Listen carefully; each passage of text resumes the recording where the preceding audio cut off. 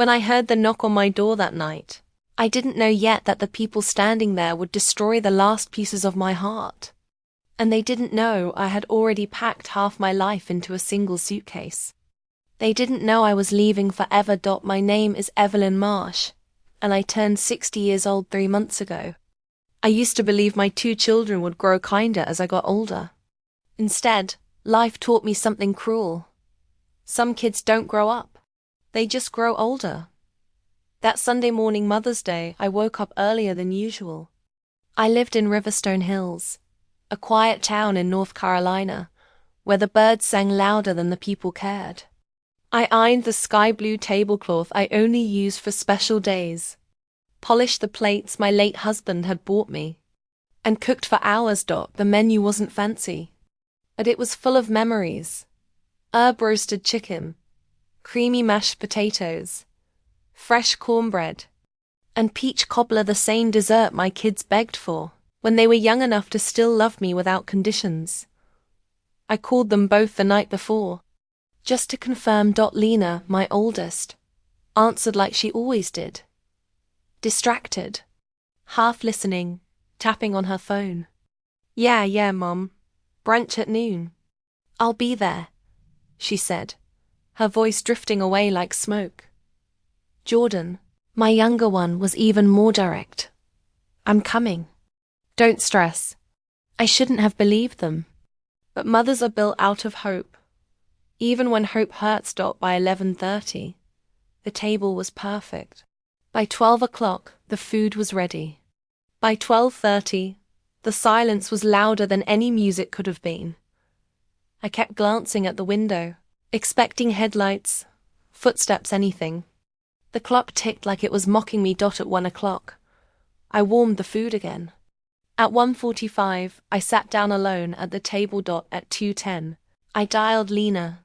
No answer. I tried Jordan. Voicemail. At 3 o'clock, I finally understood. They weren't late. They weren't stuck. They weren't coming. Again. A strange heaviness settled in my chest. My mother used to say heartbreak makes the air feel thicker. I finally knew what she meant. I walked to the window. Outside, other families hugged, laughed, carried flowers and gifts. Mothers surrounded by love they didn't have to beg for. I felt invisible, a ghost living inside her own home. By 5 o'clock, I put the cold food in the fridge. By 6:30, I sat on the sofa in the living room, lights off, hands shaking. Not loud crying, no sobbing, just silent tears, the kind that come from years, not minutes. I didn't call them again. I didn't text. I didn't ask why. Because deep down, I already knew the answer. They had better things to do. It was almost 9:40 p.m. when I finally heard a car outside. I recognized the sound instantly. Jordan's old silver sedan with the broken muffler. Voices. Laughter. Not drunk. Not sad. Carefree. The door opened without knocking. The lights flipped on. Lena walked in wearing a sparkling blue dress, smelling like perfume I couldn't pronounce. Jordan followed in crisp clothes, looking like he had enjoyed a full day out. Hey, Mom, Lena chirped, as if she hadn't disappeared for 9 hours. Jordan gave me a smile he only used when he needed something. I didn't speak. Couldn't speak. You okay? Jordan asked, glancing around. You look tired. Tired. The word tasted bitter. I wasn't tired. I was broken. They sat down casually, not even noticing the table still set beautifully in the other room. Then Lena leaned forward. Mom, we actually came because we need to talk about something important. Jordan nodded, rubbing his hands together. Yeah, we really need your help. It's our bills. We're short this month. My heart froze. Mother's Day meant nothing to them. But my wallet still did. What they didn't know was that the envelope hidden in my bedroom drawer held a secret one they would never see coming. Because that night, while they begged for money, I had already bought a one-way ticket out of their lives. And nothing, not their tears, not their excuses, was going to stop me. If my children had walked into my house just 10 minutes earlier, they would have seen the open suitcase on my bed. If they had walked in 5 minutes earlier, they would have seen me sealing the envelope that would change everything. But they walked in right on time, right when I finally stopped being afraid of losing them. Jordan rubbed his hands together as if preparing for a negotiation. Lena crossed her legs, flipping her hair back, trying to soften me with her practiced smile. "Mum," she began gently, "we're in a bit of a bind. It's temporary, I promise." Temporary. That word again. Temporary problems that lasted years. Temporary emergencies that arrived every month. Jordan didn't wait for her to finish. "It's about $2,500, he said. "Just to hold us over, you know. Rent, utilities, credit stuff." I stared at them. "Rent? Credit? Utilities?" Yet they had arrived in expensive outfits and makeup that cost more than my weekly groceries. I spoke quietly. "How did you spend Mother's Day?" They froze. It was the first time I'd spoken since they entered. Jordan blinked. We were busy." Lena fumbled with her phone. "Yeah, it was a friend's brunch. We meant to call you." Meant to. I'd spent 40 years of my life living in the land of meant to. "I cooked for you," I whispered. "I waited for you. All day." Silence. Real silence. The kind that cracks something open. Jordan shifted uncomfortably. "Mum, we didn't think it was a big deal. Not a big deal." I cut him off, my voice shaking. "You've forgotten Mother's Day." Again. The room felt colder suddenly. Lena stood and placed a hand on my shoulder, speaking in that soft, rehearsed tone she used whenever she needed money. "Mom, we love you. We just..." "No," I snapped quietly. "You love what I give you." Her hand slipped away. And something inside me, something that had been silent for years, finally woke up. I stood slowly, my knees aching, my heart beating unevenly. "I'll be right back." I walked to my bedroom. They didn't follow. Why would they? They assumed I'd return with an envelope of cash. Like always. But I came back with something very different.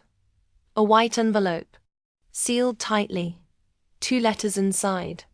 I placed it in the center of the coffee table. Jordan leaned forward eagerly. He thought it was money. Hope lit his eyes like a child receiving a gift. "Is this for us?" he asked. "Yes." My voice was calm, too calm. He grabbed it.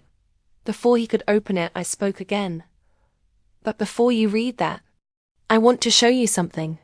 I reached for the remote and turned on the TV. A single image appeared on the screen. A screenshot from social media. Lena, laughing with her friends at a beach house. Yesterday. The caption: "Best Mother's Day ever." Hearts and champagne emojis everywhere. Her face went white. "Mom, that's old.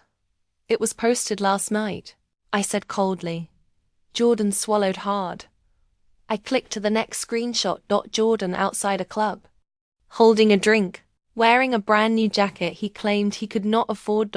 Then another screenshot. Lena's group chat with Jordan. The one where she wrote, "I'll tell her it's urgent. You know how emotional she gets. She'd give us the money. She always does."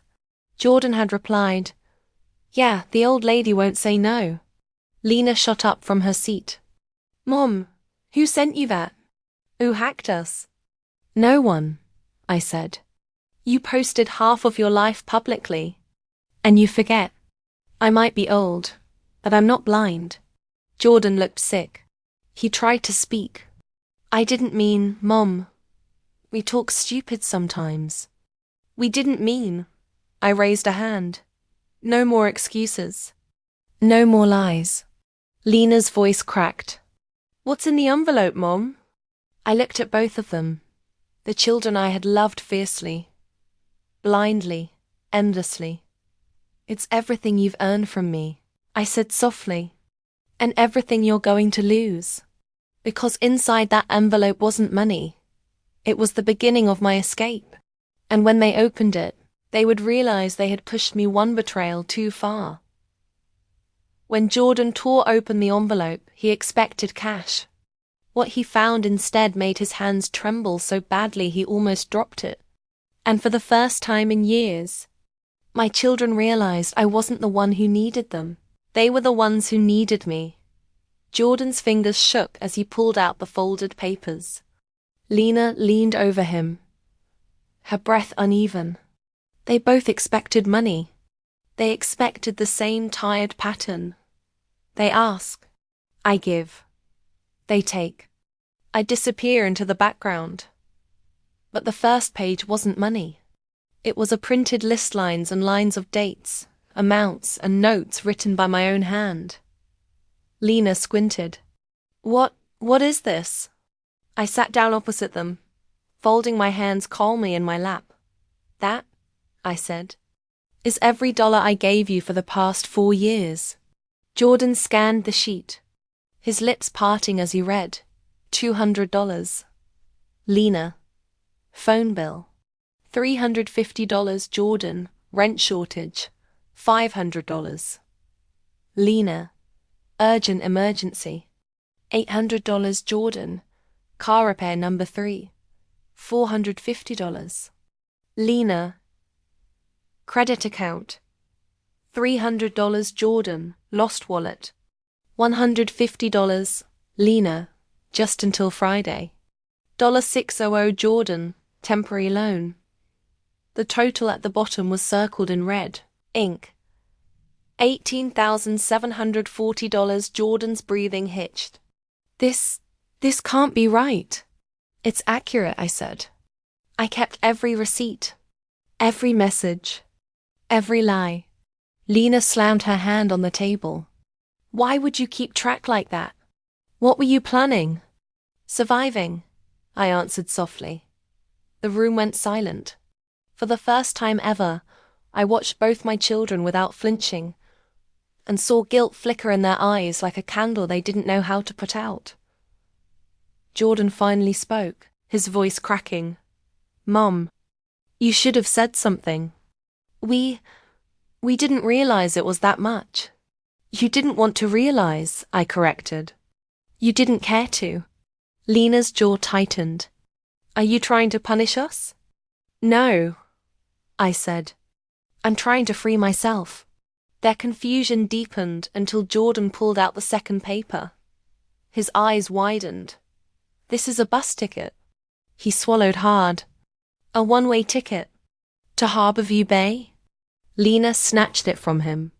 Her face paled. Mom, what is this? Why do you have a one-way ticket out of town? Are you sick? Are you dying? I looked her dead in the eyes. No, Lena, I'm not dying. I'm leaving. The words hit them like a blow. Jordan stood up so suddenly the chair screeched on the floor. Leaving? For what? For who? Are you moving in with someone? Is someone taking advantage of you? No one is taking advantage of me, I replied. For once in my life, I'm choosing myself. Lena's voice broke. You can't just leave your family. I smiled sadly. Family? I looked between the two of them. Family. Doesn't abandon you on Mother's Day. Family. Doesn't use you like an ATM. Family doesn't mock you. Behind your back. Family. Doesn't call you the old lady when they think you won't see it. Lena flinched. As if I had slapped her. Jordan sank back into his chair, his head in his hands. Mum, we were stupid. We didn't mean half the things we said. You meant enough of them, I said softly. Enough to kill any illusion I had left. Lena grabbed my arm. You can't leave. We can fix this. No, I replied gently. You can try. And maybe someday you'll change. But I can't wait anymore. I don't have decades left to hope you'll grow up. Jordan looked up, eyes red. What about your house? Your things? What happens to everything? I stood and walked to the doorway. That's the third paper in the envelope, I said. A letter explaining exactly what happens next. Lena unfolded the final page and began reading. Her breath caught halfway through. Her voice was barely a whisper. Mom, you're selling the house? Yes. And you're not leaving anything to us? Not while I'm alive, I said. And what happens after will no longer be your concern. Jordan shot to his feet again, furious. You can't do that. This is our childhood home. The irony almost made me laugh. You abandoned it long before I decided to. Silence swallowed the room. Then I walked past them, calm, steady. You should both go now, I said. I need to finish packing. But as they walked toward the door, Lena suddenly stopped, turned around, and asked a question that would drag us all into deeper shadows than I ever expected. Just when I thought the conversation was finally over, just when I thought my children had drained me of every last tear, Lena turned around and asked a question that made the ground under my feet feel suddenly unstable. A question she had no right to ask, and yet one I had secretly feared for years. Lena stood frozen near the doorway, her hand still on the knob. Jordan was already halfway outside, fuming, breathing hard, refusing to look back. But Lena hesitated. She turned slowly, her eyes glossy, her chest rising and falling in uneven breaths. Mom, she whispered, tell me the truth. Are you leaving? Because of us? Or because you met someone? The question hit me in a way I didn't expect. Not because it was true, but because it revealed something about her I had never seen before. Fear. Not fear of losing money. Not fear of losing convenience. Fear of losing me. I looked at her for a long moment, my heart pulling in opposite directions. Jordan scoffed from the porch. Seriously, Lena? You think Mom has some secret boyfriend? Lena ignored him. She stepped closer, her voice trembling. Tell me, Mom, is there someone else? Another family? Another life? For a split second, I almost laughed. Me? A 60-year-old woman with aching knees, grey hair and sleepless nights. What part of me looked like it was living a double life? But her expression wasn't mocking. It was desperate. I sighed and walked past her to the dining table, where the candle had burned out completely. No, Lena, I said quietly. There is no one else. The only thing I've been in a long relationship with is disappointment. Jordan finally stepped inside again, arms crossed. Then why leave? He demanded.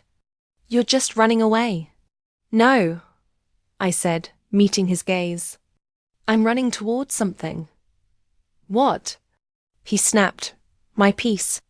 Lena sank into a chair, burying her face in her hands. Jordan dragged a hand through his hair. We can fix this. We'll apologize. We'll visit you more. We'll try harder. Isn't that what you want? What I wanted was something they couldn't give me on command. Not because they were incapable, but because they didn't think of me until I forced them to. I don't want effort born from guilt, I said softly. I want effort born from love. And that's something you have to find on your own. Not because I threatened to leave. Jordan's jaw clenched. So what? You're just done? Just like that? Jordan, I replied, I've been done for years. I'm only now admitting it. Lena finally lifted her head. Mom, why didn't you tell us you were unhappy? Why didn't you say anything earlier? My throat tightened. Because I tried. but my words were always drowned out by their needs. I did tell you, I whispered. You just weren't listening.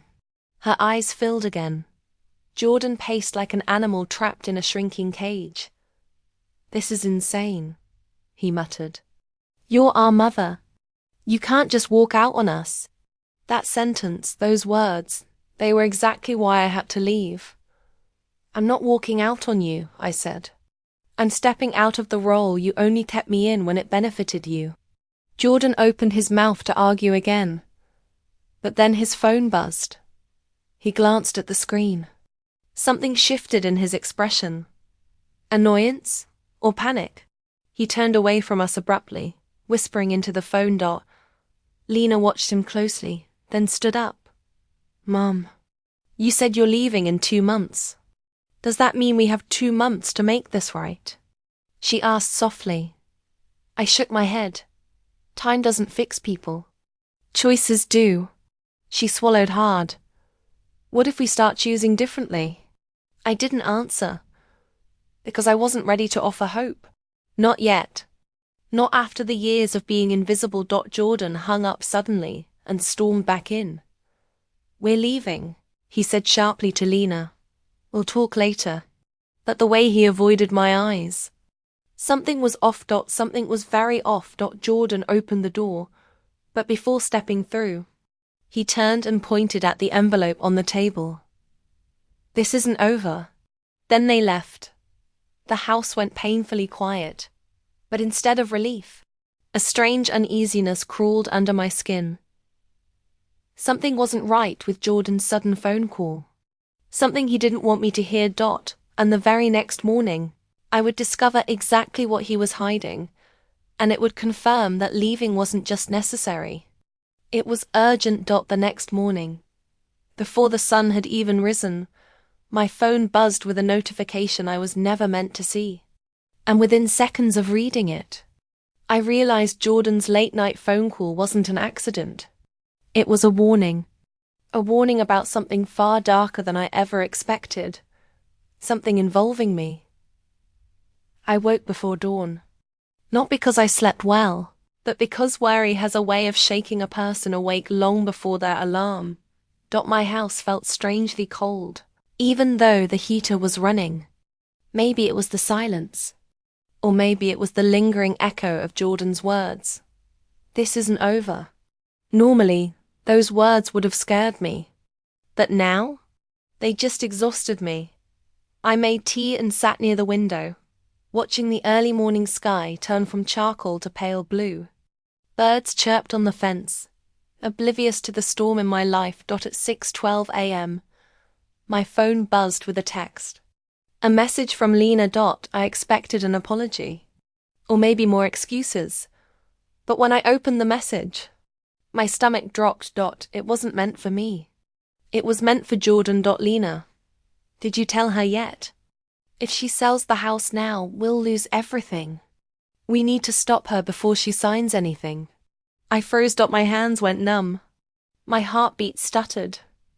Before I could process that, another message arrived, clearly sent by mistake again. Lena. And don't forget what you said last night. If she leaves town, we'll never get access to the insurance. We can't let her run off like that. The insurance. The house. The money. Everything became painfully clear. Their panic wasn't about losing me. It was never about losing their mother. It was about losing what came with me. For a brief moment, a sting of nausea twisted in my gut. Not because they wanted money, I had expected that, but because of the one word that echoed louder than the rest. Insurance. My name. My life. My death. Jordan's angry whispering the night before suddenly made sense. The urgency in his voice. His shift from guilt to pressure. They weren't worried about my leaving. They were worried about their inheritance leaving with me. I stared at the messages, my hands trembling around the phone. Lena sent one more. Lena. Delete this message if she opens it. Don't let her know what we're planning. A bitter laugh escaped my lips. Too late. Far. Far too late. Something inside me, something fragile, snapped cleanly. Not in anger. In clarity. I walked to the kitchen table, sat down, and reopened the envelope I had given them last night. My list of their debts. My one-way ticket. My letter explaining the sale of my home. I added a fourth page.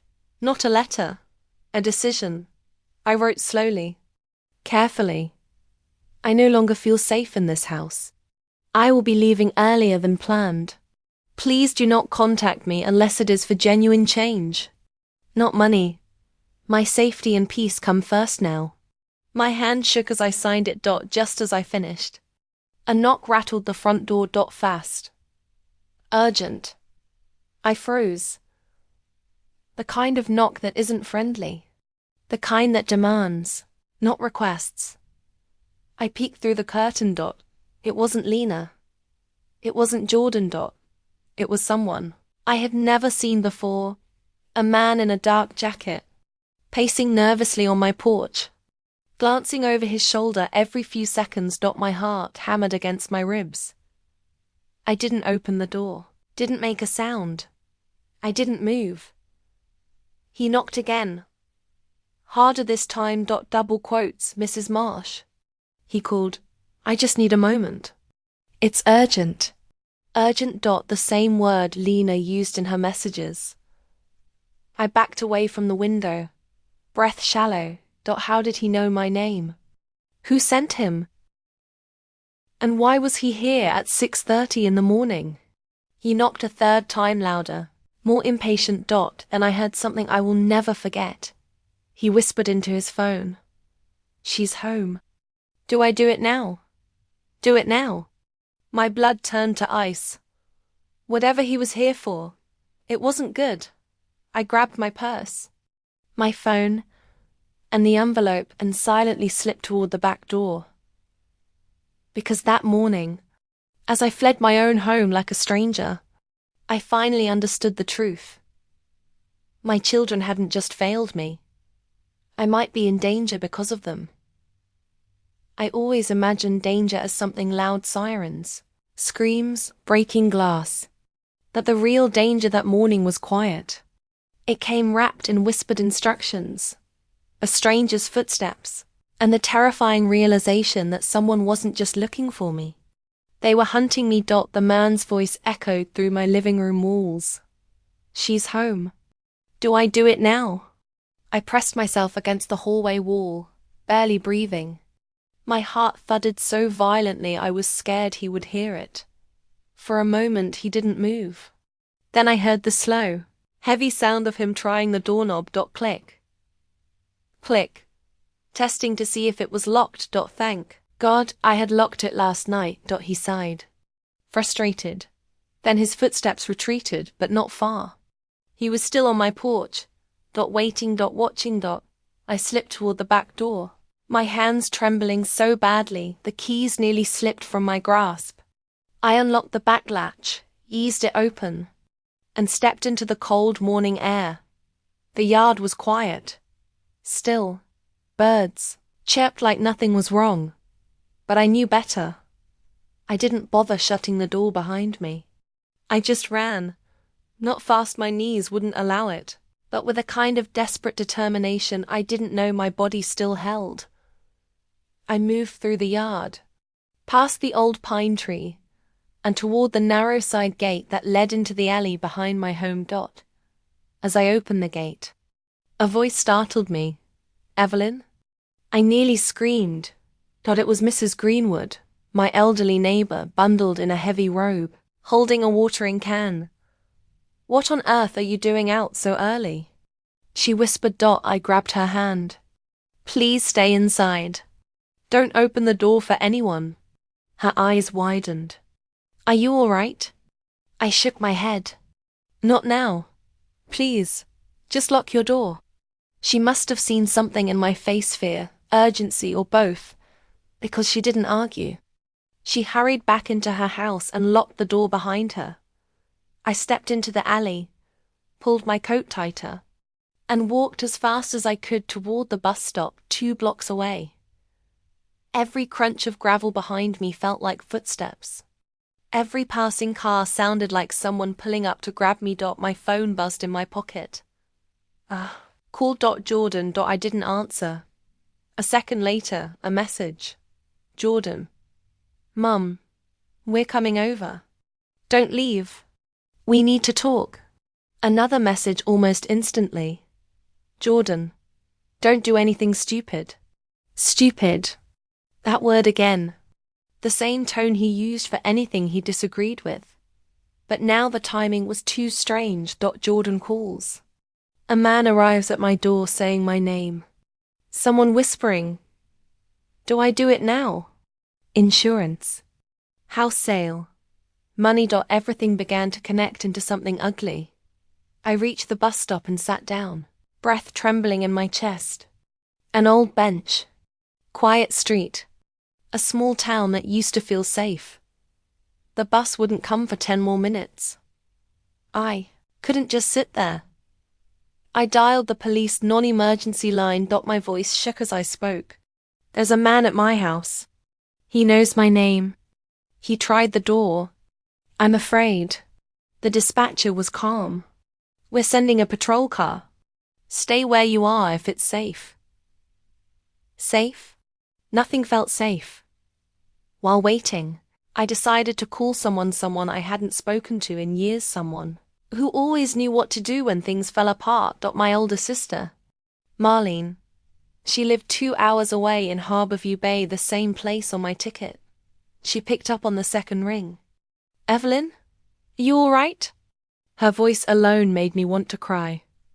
No, I am not, I whispered. And I don't know who else to call. Where are you? At the bus stop near my house. Someone came looking for me. I think, my voice cracked.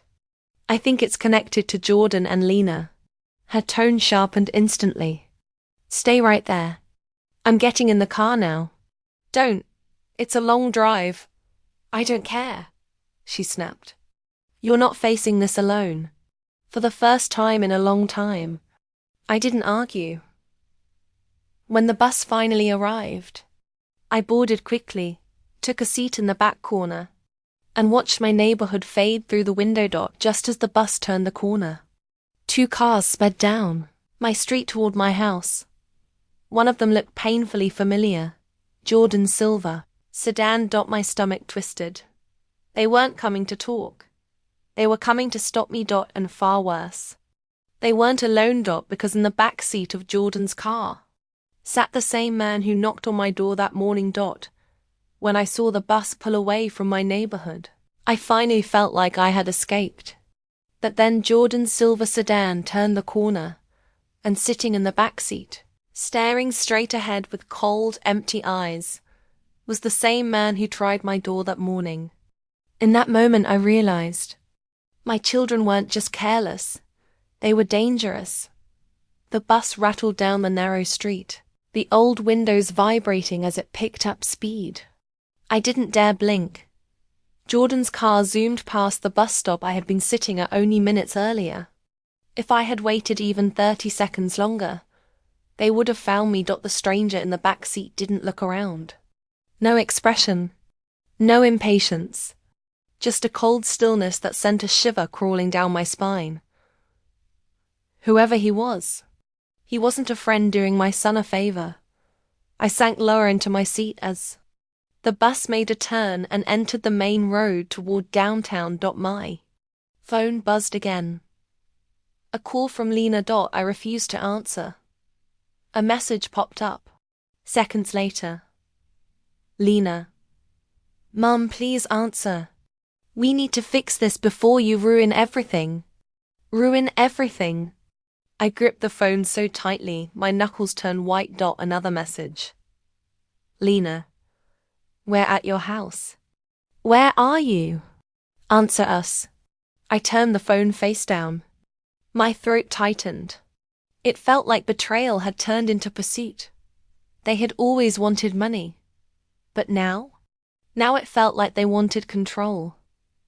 The bus drove through Riverstone Hills, past the bakery where I used to take them for cinnamon rolls. Past the park where Jordan used to beg to stay 10 minutes longer. Past the corner store where Lena cried the first time she scraped her knee. Every memory tasted bitter now, like a sweetness that had rotted. After 15 minutes, the bus reached the small transit station downtown.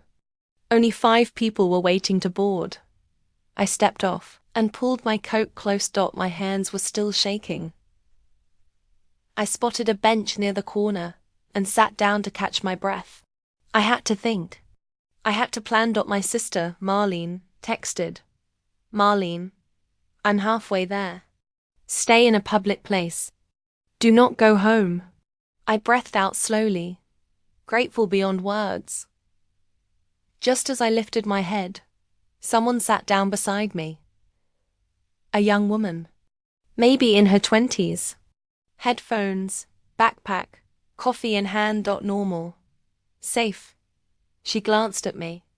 Are you okay? No, I whispered before I could stop myself. The words slipped out like a truth I'd been holding in for decades. She hesitated, then offered a tiny smile. You look like someone who needs help, not small talk. Her kindness nearly broke me. My kids.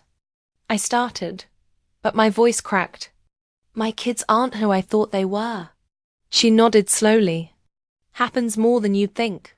I didn't tell her everything. Just enough. The forgotten Mother's Day. The money. The man at the door. The messages about insurance. Her face darkened. That's dangerous stuff. You should get somewhere safe. I'm trying, I whispered. But they're looking for me. She opened her backpack and handed me a small bottle of water. Then let me help you get to the police station. It's only 2 blocks from here. I hesitated. But before I could answer, my phone buzzed again. Not a call. A voicemail. I accidentally tapped it. Jordan's voice filled the air. Mom, we saw the bus you got on. Don't make this worse. We just want to talk. The guy with us is just a friend who knows how to deal with situations. My blood turned to ice. The young woman beside me whispered. You need to go. Now. I stood up quickly. But before we could take a single step, tires screeched somewhere behind us. Turned. Jordan's silver sedan had just pulled into the transit station parking lot. My heart dropped into my stomach. They were here. Already. And worse, the man in the dark jacket stepped out of the back seat. He wasn't looking around aimlessly anymore. He was scanning the crowd. Hunting. Searching. For me.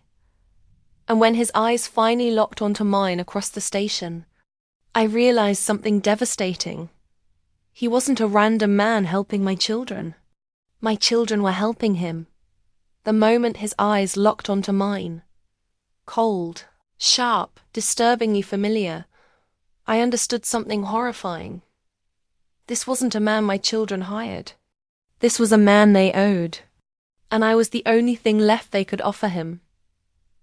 The transit station had never felt so claustrophobic. Voices echoing, footsteps blurring, cars rumbling past, yet all I could hear was my own shallow breathing.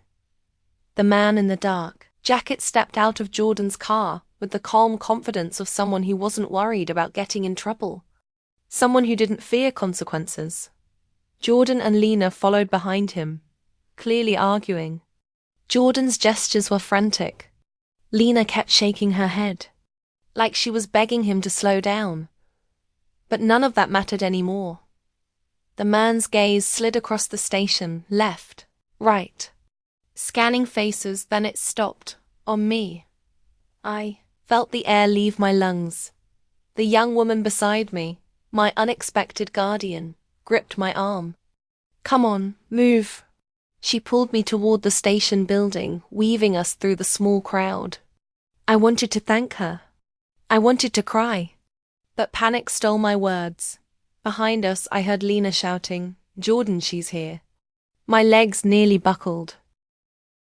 The young woman cursed under her breath and pushed me toward the back entrance. We burst through the side door into a narrow alleyway behind the station. Dim, quiet. Keep walking, she whispered. Fast, don't look back. But of course I looked back, just in time to see the man step into the alley entrance. He wasn't running. He didn't need to. He knew. I had nowhere to go. My voice trembled. Why is he after me? What does he want? She hesitated before answering.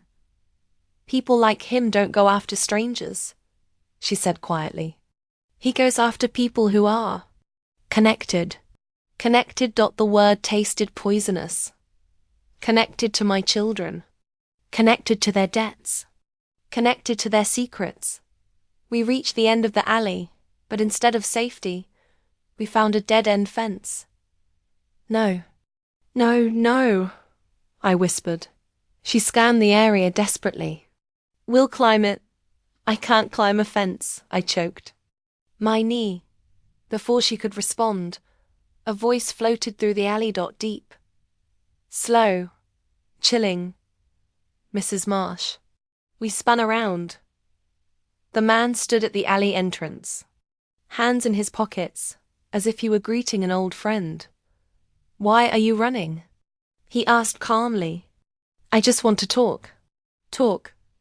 Nothing good ever came after that word. He took a few steps closer, not rushed, not threatening, but with the confidence of someone who knew he controlled the situation. Jordan appeared behind him, frantic and sweating. Mom, please listen. This isn't what it looks like. I stared at him, betrayal burning through my chest. Really? I whispered. You brought a strange man to my house. He tried my door. Now he's hunting me through the city. Tell me, Jordan, what does it look like to you? Lena stepped into view too, mascara smudged from crying. Mom, we didn't want it to go this far. We didn't have a choice. The man interrupted, sounding bored. That's enough. He walked forward slowly. Your children owe me money, he said plainly. A lot of money. More than they can repay. Lena let out a broken sob. Jordan stared at the ground, ashamed. The man continued. They told me you were selling your house. And that you had assets. Assets. I felt sick. He smiled, a thin, cruel line. So naturally I came to collect. The young woman beside me squeezed my hand gently, whispering, Do exactly what I say. When I tell you to run, you run. But before she could finish her sentence, the man spoke again. Mrs. Marsh, your children made promises on your behalf.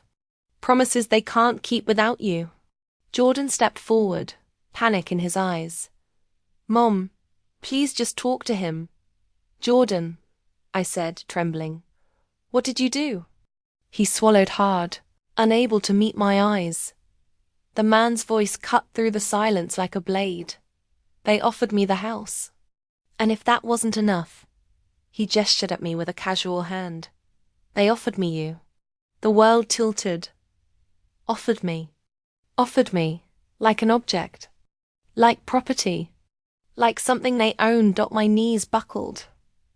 The young woman grabbed me, pulling me upright. Run, she hissed. But I couldn't move, couldn't even breathe, because the next thing the man said shattered what little strength I had left. And Mrs. Marsh, your children agreed to one more thing. He smiled slowly. If you didn't cooperate, they said I could make you. And the worst part wasn't the man's words. It was what I saw in Jordan's and Lena's eyes. Not shock, not denial, not outrage, but guilt. Real, undeniable guilt. Meaning they knew exactly what they had offered. When the man said my children had offered me as payment, I expected them to scream in denial, to defend themselves, to defend me. But the silence that followed wasn't confusion. It wasn't shock. It was acceptance. And in that terrible silence, I realized something no mother should ever have to know. My children had chosen themselves over my safety. My breath came in short, shallow bursts. The alley blurred around me, fence, bricks, shadows melting together. Is that true? I asked, my voice barely more than a whisper. Tell me you didn't agree to this. Jordan swallowed hard, unable to lift his eyes. Lena hugged her arms tightly around herself, sobbing softly. Mom, we didn't think he'd actually... Lena choked. You didn't think, I snapped. You didn't think about me. Not once. The man sighed impatiently. This conversation is touching, really. But we're past that. He took another step closer. This needs to be settled, now. The young woman beside me, the one who had become my protector in the span of 10 minutes, moved in front of me slightly, blocking his view. Back off, she said. Her voice was steady, almost fearless. You won't touch her, he chuckled. Kid, you have no idea who you're dealing with. Neither do you, she replied. Her courage shocked me. She didn't even know my name 1 hour ago. Yet she was standing between me and danger like a shield. Jordan stepped forward suddenly. Mum, please, he begged. We can fix this. We can talk to him. Just don't make this worse. Worse. My laugh was hollow. You offered me like a bargaining chip. He flinched as if struck. Mum, we were desperate. You don't understand. No, I cut him off. You're right. I don't understand. Because I would die before choosing money over my children. But you were willing to put me in danger for cash. Tears streamed down Lena's face. We didn't think he'd hurt you. We just... The man raised his voice. That's enough. Mrs. Marsh is coming with me. We'll sort out the debt privately. The young woman moved closer. Defiant. She's not going anywhere. His smile vanished. I wasn't asking. He stepped forward. The young woman subtly shifted her stance, preparing to block him, but he wasn't looking at her. His eyes were locked on me. You can walk, Mrs. Marsh, he said softly, or I can take you. My entire body trembled. For a split second, I considered giving up, just letting myself be taken. I was tired. My children didn't want to save me. They didn't even try. But then, I looked at the young woman beside me, a stranger willing to risk her safety for mine. A stranger showing me more loyalty in 1 hour than my children had shown in years. Strength returned to my spine. No, I whispered. The man frowned. No? No, I repeated. I'm not going anywhere with you. He stepped forward, and that's when the young woman shouted, Run! She shoved me hard toward the fence. I stumbled forward. Gripping the metal dot, she pushed a plastic crate toward the base. Climb it, she yelled. Hurry! My knees screamed in pain as I stepped onto the crate, grabbing the fence with trembling fingers. The man lunged. She blocked him, shoving him back with every ounce of strength she had. Go! She screamed. I pulled myself upward, my legs shaking, my hands slipping. Jordan yelled, Mum, stop! Lena cried, Please just wait. But their voices were fading. I scaled the fence inch by excruciating inch, until a hand grabbed my ankle. Not the young woman's. Not my children's single quotes. His grip was like iron. Gasped and kicked wildly, scraping my skin against the metal. He yanked hard. The pain shot up my leg. The young woman tackled him from the side, knocking him off balance for a split second, just enough for me to drag myself over the top of the fence and fall to the other side. I hit the ground hard. Pain exploded through my hip and elbow, but I was free. Barely. I scrambled to my feet and limped away as fast as I could, behind the fence. Chaos erupted, shouting, struggling, pounding footsteps. Man roared in fury. Jordan yelled my name. Lena begged me to wait, but I didn't look back. I kept moving, until I spilled out onto a busy street with cars streaming past and people walking by. For the first time all day, I was surrounded by witnesses, by safety. But safety didn't last long. My phone buzzed again. One new message. Unknown number. Running only works for so long. And when I opened that message, a second one arrived, containing a photo. A photo taken of me just 30 seconds earlier. When I opened the message and saw my own photograph, taken just seconds earlier from somewhere I couldn't see, I realized this man wasn't just dangerous. He was watching me, tracking me. And the terrifying truth was, I wasn't running from my children anymore. I was running for my life. My heart hammered as I stared at the photo. It showed me standing on the busy sidewalk, people moving around me like blurs. But the camera was focused only on my face. Shaken, injured, alone. Another message dropped in instantly. Unknown number. Stop running. Let's talk. Talk. A word that had become a weapon. I backed away, scanning the street, desperate to find who was watching me. Every face looked suspicious. Every car seemed too slow. Every shadow too deliberate. I stumbled toward a diner on the corner and pushed through the door. Warm air and the smell of coffee rushed around me. People sat in booths, talking, eating, living normal lives. I walked straight to the counter. The waitress looked up. Her smile faded instantly. "Are you all right, ma'am?" "Please," I whispered. "Call the police." Her eyes widened. She grabbed the phone and dialed immediately. I sank into a booth, trembling. Minutes later, 2 officers entered the diner. They approached me gently. "Mrs. Marsh?" I nodded. "You called earlier about someone at your home." "Yes," I whispered. "And it's gotten worse." I showed them the messages, the photos, the threats. The officers exchanged glances, serious ones. "Ma'am, this isn't normal debt collection. This is targeted." One officer stepped aside to radio for backup. The other sat beside me. "Do you have anyone you trust? Anyone who can shelter you?" "My sister," I said. "She be here soon."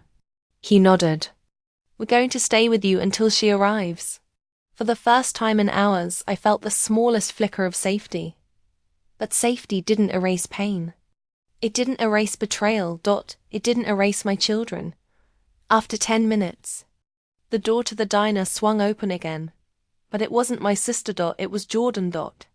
He looked wild, desperate, eyes wide with fear. "Not anger, Mum," he shouted, rushing toward me. The officers stepped forward instantly. "Stay where you are," one commanded. Jordan froze, hands raised. "Mom, please listen to me." I stared at him. His voice broke. "Mom, we didn't know he'd go this far. We didn't know he'd follow you. He said if we didn't bring him the money, he'd come after us." We were scared. Scared. The word stung. "You weren't scared enough to protect me," I whispered. "You were only scared enough to sacrifice me." He shook his head, tears gathering. No, that's not." His voice cracked. "We were stupid. We were desperate. But we never wanted you hurt. I swear." "Jordan," I said softly. "I saw the messages." He stopped talking. "Insurance. My house, offering me." My voice trembled. "You had every chance to protect me. You chose yourselves." Before he could respond, the diner door opened again. My sister, Marlene, rushed in, eyes wide with terror and anger. She ran to me, embraced me, and whispered fiercely, "I'm here. You're safe now." But her eyes turned burning and cold when she saw Jordan. You come near her again, she hissed, and I'll see every one of you in court. Jordan's face crumpled. I'm so sorry, he whispered. I looked at him, really looked at him. My son. My baby, the child I raised, yet didn't truly know. I hope you're sorry for the right reasons, I said. Not because you're losing the money, but because you almost lost your mother. He lowered his head. The officers stepped between us. Ma'am, one said gently, we'll take your statement. We'll handle the man following you. We'll make sure your children understand the legal consequences of their actions. Legal consequences, not something I never thought I'd hear regarding my own children. I stood slowly, leaning on my sister for support. Jordan reached out, but I stepped back. Goodbye. Jordan, I whispered. His face broke, but it was too late. I walked out of the diner with the officers and my sister beside me. For the first time in years, the cold wind felt refreshing, freeing. As we reached her car, I looked back one last time. Not at Jordan, not at the diner, not at the city. At myself. At the woman who had spent decades shrinking to keep her children comfortable. At the woman who finally chose her own life. Epilogue. 6 months later, I now live in Harborview Bay with my sister.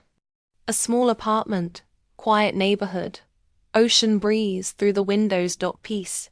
Real peace. My house sold. My debts cleared. My number changed. My heart healing. Jordan and Lena send letters sometimes. Apologies.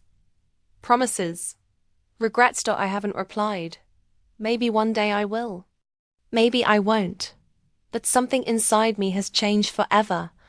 I am no longer a mother who begs for love. I'm a woman who finally understands she deserves more than survival. And this time, the life I'm choosing is my own. If you like this story, you can support me by sending a super thanks so I can keep bringing more stories like this. Thank you so much for your sweet support. I'm looking forward to your comments on the story. On the screen, you can see 2 new life stories that I highly recommend.